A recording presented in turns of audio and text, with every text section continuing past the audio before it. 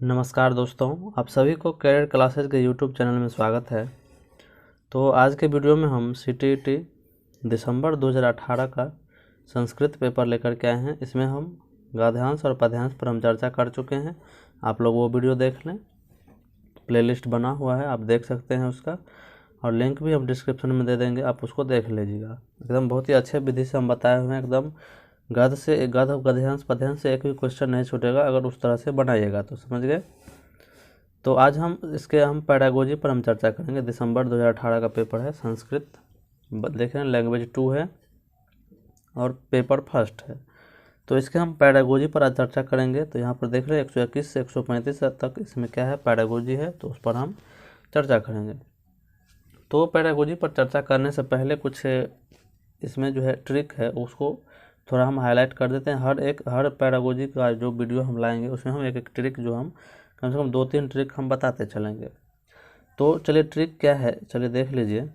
कुछ ट्रिक है जो आपको याद रखना है कि जहाँ पे बोध रहे, बोध से रिलेटेड अगर किसी भी आंसर में ये रहे तो आप उस आंसर को टिक मारिए, मतलब सही करिए। यानी कि बोधस्य बोधपूर्वक रहे तो आप उसको सही मारिए। क्या वो आंसर क्या होता है, सही होता है, समझ गए। बोधस्य बोधपूर्वक रहे, इस सब में से तो जिससे बोध से रिलेटेड अगर आंसर रहे तो आंसर क्या हो जाता है, सही होता है, ठीक है। और चौ वाला आंसर जहाँ पे भी मिले, जिस भी आंसर में आपको चौ मिले, आंसर ज़्यादातर क्या होता है कि वो सही होता है, समझ गए। तो ये आपको याद रखिएगा। चलिए, और अगर मातृभाषा वाला आंसर या अगर मातृभाषा रहे, क्या रहे, मातृभाषा, तो मातृभाषा आपको जहाँ मिले वो आंसर आप क्या करें, उसको टिक करें, यानी कि उसको सही करें, ठीक है। चलिए, और इसमें है कि केवल वाला, जहाँ पे केवल मिले, केवल वाला आंसर नहीं होता है, यानी कि इसको छोड़ करके इसके अतिरिक्त इसमें क्या होता है, ये आंसर नहीं होता है, केवल वाला आंसर नहीं होता है, समझ गए। मातृभाषा वाला आंसर होता है, ठीक है। और प्रारंभिक स्तर पर एक चीज़ याद रखिएगा, बालकों को सीखने में, भाषा सीखने में बाल साहित्य बहुत मदद करता है। क्या, बाल साहित्य, ठीक है, याद रखिएगा। और जब हम बच्चों को पढ़ाते हैं कोई चीज़ तो हम उसके अर्थ पर ध्यान देते हैं, समझ गए, उसको अर्थ को हम कितना अच्छा से समझा पाए, ठीक है। पठन में अगर पढ़ना से रिलेटेड अगर क्वेश्चन रहे तो उसमें हम अर्थ वाला उत्तर मारते हैं, ठीक है। अगर लेखन से रहे तो हम विचार या भाव वाला आंसर मारते हैं, समझ गए। उसके विचार और उसके अपना अनुभव या उसको भाव को हम जो व्यक्त करता है उसको हम आंसर टिक करेंगे, ठीक है। अगर क्वेश्चन में बहुभाषिकता रहे तो आंसर हम संसाधन वाला उत्तर उसको मारेंगे, ठीक है। बहुभाषिकता मिले तो हम उसको संसाधन के रूप में लेंगे, समझ गए। सृजन रहे, किसी भी आंसर में सृजन रहे, सृजनात्मक रहे तो वो आंसर क्या होता है, सही होता है, समझ गए। और देखिए, परिवार जो है बच्चों के भाषा सीखने का क्या है, अनौपचारिक माध्यम है। क्या है, परिवार भाषा सीखने का क्या है, अनौपचारिक माध्यम है, ठीक है। और विद्यालय क्या है, औपचारिक माध्यम है, ठीक है, औपचारिक माध्यम, याद रखिएगा, ठीक है। चलिए, अब आंसर देखते, अब क्वेश्चन पढ़ के देखते हैं। चलिए कुछ चलिए यहाँ पर देख लीजिए पहला क्वेश्चन। तो चलिए 121 नंबर क्वेश्चन में देखिए क्या है कि प्राथमिक विद्यालयस्य कस्यचन विद्यार्थिनः श्रवण वाचन कौशलयोः विकासनार्थं निम्नलिखित पद्धतिषु का वा पद्धति उपयुक्त भवति। यानी कि वाचन कौशल और श्रवण कौशल के विकास में कौन सा पद्धति इसमें सबसे अच्छा होगा। तो यहाँ पर वाचन कौशल यानी कि बोलने का, और श्रवण कौशल यानी कि सुनने का, सुनने और बोलने का जो हमें बच्चों में अगर इसका विकास करना है, इस कौशल का विकास करना है, सुनना और बोलना का, तो इसमें कौन सा विधि जो है सबसे अच्छा होगा। तो एक में है कथा श्रवण तथा श्रुत लेखन विधि। क्या है, कथा श्रवण एवं श्रुत लेखन विधि। चलिए, बी में है काव्य पाठ तथा भाषा प्रयोगशाला। भाषा प्रयोगशाला वाला उत्तर नहीं होता है बच्चों के लिए, ठीक है, लैंग्वेज लेबोरेटरी इसमें नहीं होगा, ठीक है। अभिनय तथा वार्ता वाचनम, अभिनय तथा वार्ता वाचनम। और 4 में अभिनय तथा संवाद। तो इंस्ट्रक्शन जो है ये बहुत ही अच्छा है। अभी ये न्यूज़ रीडिंग नहीं होगा, समझ गए, बच्चों के लिए न्यूज़ रीडिंग नहीं होगा। वार्ता वाचन का मतलब देख रहे हैं यहाँ पर न्यूज़ रीडिंग, तो ये नहीं होगा, ठीक है। अभिनय तथा संवाद जो है ये बच्चों के लिए क्या है, बहुत ही अच्छा है। प्राथमिक विद्यालय में विद्यार्थी को क्या करें, श्रवण कौशल का विकास करने के लिए या वाचन कौशल का विकास करने के लिए जब उसको अभिनय तथा संवाद पद्धति का जब उपयोग करते हैं तो क्या होता है, इसमें बच्चा जो है अपनी बातों को अच्छे से रख पाता है, समझ गए, अभिनय में और संवाद में। जब अभिनय करता है किसी चीज़ को देख करके करता है तो उसमें क्या होता है, उसके वाचन कौशल का विकास होता है, समझ गए। कथा श्रवण तथा श्रुत लेखन तो इसमें होगा नहीं, श्रुत लेखन यानी कि इसमें लेखन कौशल का होगा, तो श्रुत लेखन इसमें नहीं होगा। क्या होगा, अभिनय तथा संवाद, समझ गए। चलिए, और जो भी ट्रिक होगा वो हम आगे बताते चलेंगे, समझ गए। चलिए अब 122 नंबर क्वेश्चन देखते हैं। 122 नंबर क्वेश्चन देख लीजिए। भाषा या उपचारात्मक शिक्षणस्य उद्देश्य कः, यानी कि भाषा का जो उपचारात्मक शिक्षण है उसका उद्देश्य क्या है। इसका उद्देश्य ये होता है कि बच्चों को हम क्या करते हैं, इसमें बच्चों की जो गलतियाँ होती है, बच्चे जो गलतियाँ करते हैं उसका पता लगा के हम क्या करते हैं, उसका उपचार यानी कि निवारण करते हैं। तो एक में देख लीजिए, विद्यार्थी नाम प्रारंभिक त्रुटि निवारण, ये सही है। विद्यार्थी की प्रारंभिक त्रुटि को हम क्या करते हैं, उसका निवारण करते हैं, समझ गए। और इसमें देख लीजिए दो में है ज्ञान संबंधी त्रुटि नाम परिष्करण। इसमें भी ज्ञान से संबंधित कोई अगर त्रुटि होता है तो उसकी हम क्या करते हैं, सुधार करते हैं। और 3 में है विद्यार्थी सु आत्मविश्वास भावना या विकास। इससे क्या होता है, विद्यार्थी में आत्मभावना का विकास होता है जब उसकी गलतियों को हम सुधार करते हैं। तो इसमें क्या हो जाएगा, उपयुक्त सर्वमपि हो जाएगा। क्या हो जाएगा, उपयुक्त सर्वमपि। उपयुक्त सर्वमपि यानी कि इनमें से सभी जो है ये भी बहुत ज़्यादा उत्तर होता है, समझ गए। ये सभी वाला उत्तर भी बहुत अच्छा से बहुत क्वेश्चन में हो जाता है, समझ गए, ये तीनों ऑप्शन में। यानी कि उपयुक्त सर्वमपि आपको अगर नहीं समझ में आए तो ये मार सकते हैं, समझ गए। आपको मतलब 5 क्वेश्चन में से 3 क्वेश्चन सही होगा, समझ गए, उपयुक्त सर्वमपि में से। चलिए अब 123 नंबर क्वेश्चन देखते हैं। तो 123 नंबर क्वेश्चन में देखिए क्या है कि भाषायाः सामान्य अवगमस्य ज्ञानार्थम मूल्यांकने सर्वाधिक उपयुक्तः प्रश्नः कीदृशः भवति। यानी कि भाषाया सामान्य अवगमस्य ज्ञानार्थम, भाषा के जो है सामान्य ज्ञान का मतलब सामान्य ज्ञान का जो है उसका मूल्यांकन करने के लिए इसमें सर्वाधिक उपयुक्त प्रश्न कौन सा होगा। तो अति लघु उत्तर प्रश्न है इसमें, ठीक है। 2 में है दीर्घ उत्तरात्मक, 3 में है निबंधात्मक और 4 में है विकल्पात्मक यानी कि ऑब्जेक्टिव टाइप। तो भाषा का सामान्य ज्ञान का जो हम अध्ययन करते हैं उसका मूल्यांकन करते हैं, तो इसमें हमें कौन सा प्रश्न हम करेंगे जिससे उसके भाषा का सामान्य जो सामान्य ज्ञान का क्या हो उसका जो है मूल्यांकन हो पाए। तो इसमें कौन सा आंसर हो जाएगा, तो इसका आंसर क्या हो जाएगा, अति लघु उत्तरात्मक हो जाएगा। क्या हो जाएगा, अति लघु उत्तरात्मक इसका आंसर हो जाएगा, समझ गए। ये सब नहीं होगा, दीर्घ उत्तरात्मक, निबंधात्मक, ऑब्जेक्टिव नहीं होगा, इसमें क्या हो जाएगा, अति लघु उत्तरात्मक हो जाएगा, समझ गए।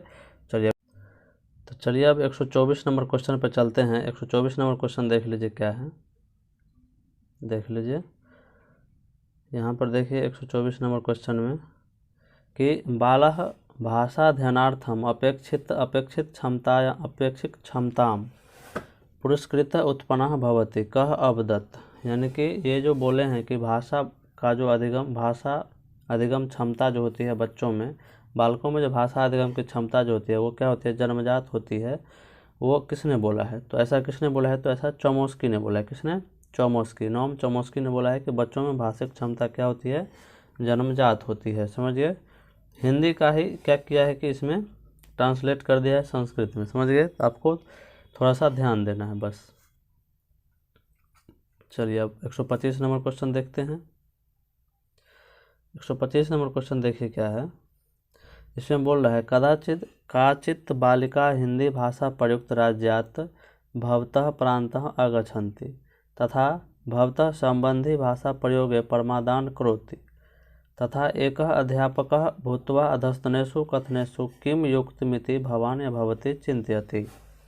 यानी कि एक बालिका है जो हिंदी भाषा से आई हुई है, तो बोल रहा है कि अध्यापक को उसके भाषा के बारे में, उसकी भाषा की कौन सी किस भाषा पर जो है, उनके भाषा पर जो है कैसा ध्यान देना है। यानी कि चिंतयति का मतलब किस तरह से ध्यान देना है, भाषा के किस क्षेत्र पर ध्यान देना है।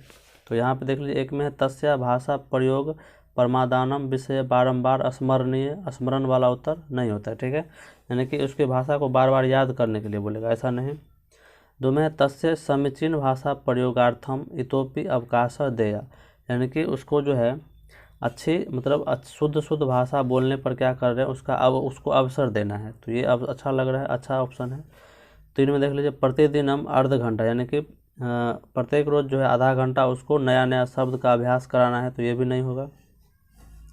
और चार में तस्य मातृभाषा प्रभाव अधियमान नूतनम भाषाया ऊपरी न स्यात्, यानी कि उसको जो है यानी कि नया नया भाषा को, मातृभाषा को छोड़ करके मतलब नया नया भाषा सिखाना है, तो ये भी नहीं होगा, समझ गए। तो इसका ऑप्शन क्या हो जाएगा, 2 नंबर हो जाएगा, समझ गए। तस्य समीचीन भाषा प्रयोग का नए मतलब शुद्ध भाषा का प्रयोग का, सही भाषा प्रयोग का क्या करेंगे, अवसर देंगे, समझ गए। भाषा जो प्रयोग करेगी वो उसको सही से किस तरह से प्रयोग करेगी उस पर हम ज़्यादा ध्यान देंगे, समझ गए।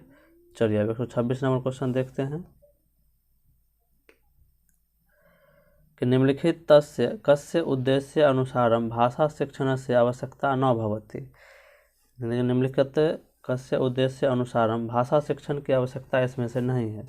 तो जीवनस्य विविध दशानां ज्ञानार्थम, भाषा बोधस्य अध्ययनार्थम, और इस 3 में है अभ्यंतर स्वरस्य वाचनार्थ श्रवणार्थ च, और 4 में है जीवनस्य विविधता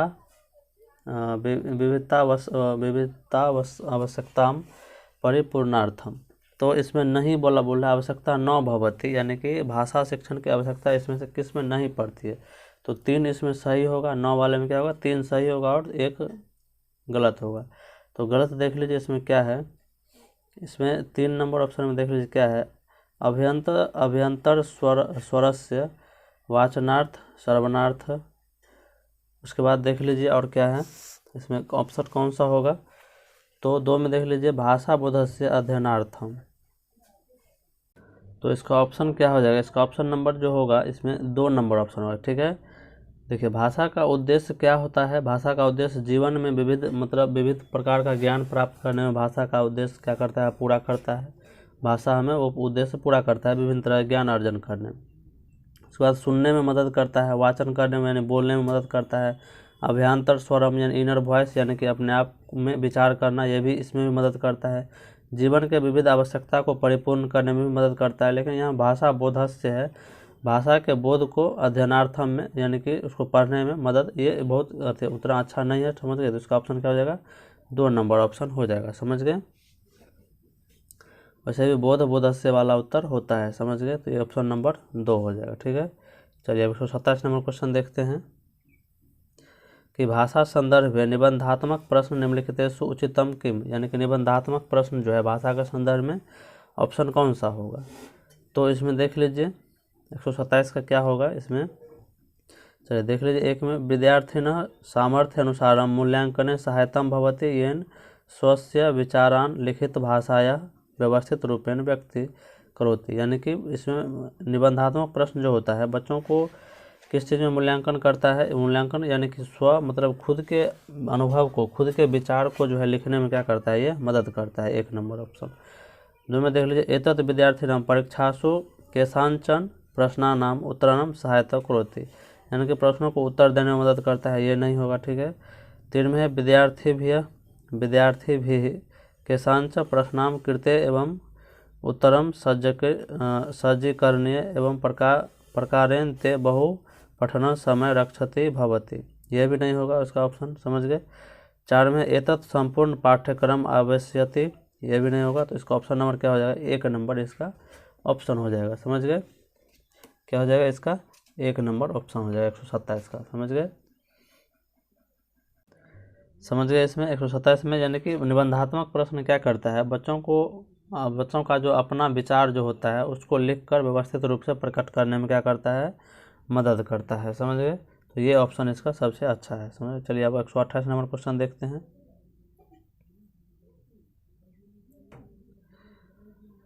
आगे है दिव्यांगनाम लेखन कौशल वर्धनम कस्य आवश्यकता भवति, यानी कि दिव्यांग जो छात्र होता है उसके लेखन कौशल को सहायता करने में जो है कौन सा कौशल जो है मदद करेगा, क्या मदद करेगा इसमें देख लीजिए। पहला है विचार नाम, मौलिकता, प्रतीकात्मक भाषा, और देख लीजिए 3 में है समीचीन शब्दावली प्रयोग। समीचीन वाला उत्तर क्या होता है समझ गए। समीचीन वाला उत्तर होता है, जहाँ पे भी समीचीन मिले उसको वो वाला उत्तर क्या होता है समझ गए। और 4 में देख लीजिए क्या है। 4 में है सुंदरानी हस्ताक्षरानी, ये नहीं होगा। सुंदरानी हस्ताक्षरानी के मदद से हम उसके लेखन कौशल को विकास नहीं कर सकते हैं। दिव्यांग छात्र, यानी कि दिव्यांग मतलब वो होता है जो क्या होता है, सामान्य बालक से क्या होता है, भिन्न होता है समझ गए। तो विचार नाम, मौलिकता, ये भी नहीं होगा उसके लेखन कौशल के विकास करने में। विचार में अगर मौलिकता है तो इससे लेखन कौशल का विकास नहीं होगा। प्रतीकात्मक भाषा का प्रयोग करने से भी दिव्यांग इसमें लेखन कौशल का विकास हम नहीं कर सकते हैं। तो समीचीन शब्दावली प्रयोग, यानी कि सही भाषा का प्रयोग करके हम उसके लेखन कौशल को हम विकास कर सकते हैं। चलिए अब 129 नंबर देखते हैं कि भाषायां निरंतर समग्र मूल्यांकनार्थम कस्योपरि बलम देयम, यानी कि भाषा को जो निरंतर मूल्यांकन करना है उसे हम किस पर ध्यान देना है, उत्तम शब्दावली पर। तो ये उत्तम शब्दावली पर हमें नहीं ध्यान देना है समझ गए। परियोजना कार्यम प्रोजेक्ट वर्क पर ध्यान नहीं देना है। शब्दोच्चारण पर ध्यान नहीं देना है, बच्चा गलती करता है समझ गए। उसके विभिन्न संदर्भ हेतु भाषा प्रयोगार्थम, विभिन्न संदर्भ में भाषा का किस तरह से प्रयोग करता है इस पर हम ध्यान देंगे समझ गए। विभिन्न संदर्भ हेतु भाषा प्रयोगार्थम, तो ये ऑप्शन इसका सबसे अच्छा है समझ गए। चलिए अब 130 नंबर क्वेश्चन देखते हैं क्या है। देखिए बहुभाषिकता, हम बताए थे बहुभाषिकता मिले तो संसाधन वाला उत्तर होता है, हम शुरू में बता दिए थे। तो बहुभाषिकता क्या है, भाषा शिक्षण एक बाधा, ये गलत बात है। भाषा संसाधनम कृते परमादायी, तो ये भाषा अधिगम एवं महत्वपूर्ण संसाधनम, ये क्या है, भाषा अधिगम एवं महत्वपूर्ण संसाधन। इसका 2 में क्या है, भाषा संसाधनम कृते परमादकारी, ये नहीं होगा ठीक है। भाषा अधिगम है समस्या सृष्टि में करो, तो ये भी नहीं होगा। क्या हो जाएगा इसका ऑप्शन 3 नंबर ऑप्शन हो जाएगा 130 का समझ गए। क्या हो जाएगा 3 नंबर ऑप्शन हो जाएगा, समझ गए। इसका ऑप्शन नंबर 3 हो जाएगा। चलिए अब आगे देखते हैं 131 नंबर क्वेश्चन। चलिए 131 नंबर क्वेश्चन देख रहे क्या है। भाषा या प्राथमिक रूपम अस्ति, भाषा का प्राथमिक रूप क्या है। तो भाषा का प्राथमिक रूप क्या है, सांकेतिक भाषा है। क्या है, सांकेतिक भाषा जो है भाषा का प्राथमिक रूप है, याद रखिएगा। जब बच्चा भाषा सीखता है शुरुआत में तो वो सांकेतिक भाषा का यूज करता है समझ गए। कुछ भी, क्योंकि उसके पास शुरुआत में भाषा नहीं होती है इसलिए वो सांकेतिक भाषा का यूज करते हैं कोई भी चीज़ को दिखाने के लिए समझ गए। क्या हो जाएगा सांकेतिक भाषा, ये व्याकरण नहीं होगा, लिखित भाषा नहीं होगा, मौखिक भाषा नहीं होगा, क्योंकि बच्चा शुरुआत में ये चीज़ नहीं कर पाता है समझ गए। चलिए 132 नंबर क्वेश्चन देख लीजिए कि प्राथमिक स्तरे कथा तथा कवितम अन्योर मध्ये अधस्तनेषु कः पक्षः साधु इति भवान् या भवती चिंतयति, यानी कि प्राथमिक स्तर में बच्चा जब कथा और मतलब कविता बोलते हैं तो किस चीज़ पर ज़्यादा ध्यान देना है समझ गए। तो देख लीजिए, एक में है ते मूल्यपरका भवेयुः, मूल्यपरक होना चाहिए, ये नहीं होगा समझ गए। चलिए और देखते हैं इसमें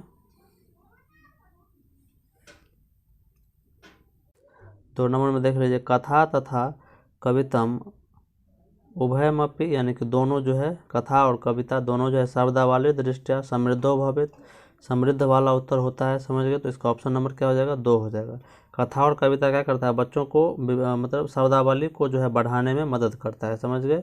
और 3 में विभिन्न मुख्य नाम, ध्येया नाम, उदाहरण नाम, पुनरावृत्ति नहीं करवाते हैं समझ गए, यानी कि दोहराते नहीं हैं। विशिष्ट लेखा नाम कवितम तथा कथाश्च, ये भी नहीं होगा ठीक है, लेखन करने में नहीं। तो विभिन्न शब्दावली के विकास करने में कविता और कहानी क्या करता है, मदद करता है समझ गए। चलिए अब 133 नंबर देखते हैं कि भाषायां व्याकरण शिक्षण से कस समीकरणाय सहायतां भवति, यानी कि भाषा में व्याकरण शिक्षण जो है किस चीज़ में मदद करता है, तो शुद्धतया में, वाक्य प्रवाहस्य में, संख्यात्मकता में, संख्यात्मक तो करेगा नहीं, साक्षरता में ये भी नहीं करेगा, तो इसमें क्या करेगा 133 का, इसमें हो जाएगा शुद्धताया में। व्याकरण क्या करता है, शुद्ध शुद्ध बोलना, शुद्ध शुद्ध पढ़ना, शुद्ध शुद्ध लिखना हमें सिखाती है, समझ गए। तो केस एक्यूरेसी पर यह ध्यान देती है व्याकरण, समझ गए। चलिए 134 नंबर देख लीजिए क्या है कि लेखन परंपरायाम अधस्तनेषु किम संबंध अस्ति। लेखन परंपरा का इसमें से किससे संबंधित है, तो एक में देख लीजिए कथा विचार, कल्पना, विराम चिन्ह सम्यक प्रयोग और समीचीन शब्दावली। यानी कि लेखन परंपरा, लेखन की जो परंपरा है उसमें सबसे महत्वपूर्ण इसमें से क्या है, सबसे महत्वपूर्ण जो है विराम चिन्ह का सम्यक प्रयोग करना, यानी कि सही सही उसका प्रयोग करना, समझ गए। विराम चिन्ह नाम सम्यक प्रयोग है। यहाँ पे समीचीन शब्दावली का नहीं होगा, कल्पना नहीं होगा, कथावाचक और कथा विचार नहीं होगा, समझ गए। तो यहाँ पर क्या हो जाएगा, विराम चिन्ह सम्यक प्रयोग, यानी कि विराम चिन्ह का सही सही प्रयोग करना इसमें आ जाएगा। यानी कहने का मतलब लेखन क्रिया को संपन्न करने के लिए क्या होता है कि विराम चिन्हों का ज्ञान होना अत्यावश्यक है, समझ गए। तो शुद्ध लेखन क्रिया तभी संभव हो सकता है जब हम विराम चिन्हों का यथोचित यानी कि सही सही उसका सही स्थान पर कहाँ उस किस स्थान पर प्रयोग होगा वो करना हम सीख जाएंगे, समझ गए। तो लेखन परंपराया अधस्तनेषु किम संबंध अस्ति, यही शब्द इसका आंसर क्या हो जाएगा, विराम चिन्ह सम्यक प्रयोग। चलिए लास्ट क्वेश्चन 135 नंबर देख लीजिए कि भाषायाम मूल्यांकनस्य मुख्य उद्देश्य क स्यात्। यानी कि भाषा मूल्यांकन का मुख्य उद्देश्य क्या है, तो यहाँ पर शिक्षार्थीषु त्रुटिनाम अन्वेषणम, शिक्षार्थी के त्रुटि को खोजने में, समझ गए। और क्या है, और इसमें देख लीजिए, और दो में है विद्यार्थी नाम प्रदर्शनम दृष्टवा प्रोन्नति कृते निर्णय, 3 में विद्यार्थी निर्णय लेते, प्रोन्नति करने के लिए निर्णय ले लेते हैं, समझ गए। शिक्षार्थीषु त्रुटि नाम अन्वेषण, शिक्षार्थी के गलतियों को पता लगाने के लिए ये उतना अच्छा नहीं, मतलब इसको भी लेके चलते हैं, लेकिन और देखते हैं इसमें 3 में विद्यार्थी साधित उपलब्धि नाम आकलन, उपलब्धि का आकलन नहीं करते हैं। अधिगम त्रुटि नाम निरीक्षण तथा न्यूनता परिष्क्रम, ये ऑप्शन इससे 1 नंबर से अच्छा ये ऑप्शन है, समझ गए। इसमें सिर्फ त्रुटि का पता लगता है, इसमें उसका निरीक्षण करके, त्रुटि का निरीक्षण करके तब उसको क्या करते हैं, उसको जो उसमें गलतियां होती है उसको हम परिष्क्रम यानी कि उसको हम क्या करते हैं तब दूर करते हैं, समझ गए। तो इसका ऑप्शन नंबर क्या हो जाएगा, 4 नंबर ऑप्शन हो जाएगा, समझ गए। तो चलिए इसमें दिक्कत नहीं होना चाहिए। वीडियो अच्छा लगे तो लाइक सब्सक्राइब और शेयर जरूर करें। धन्यवाद।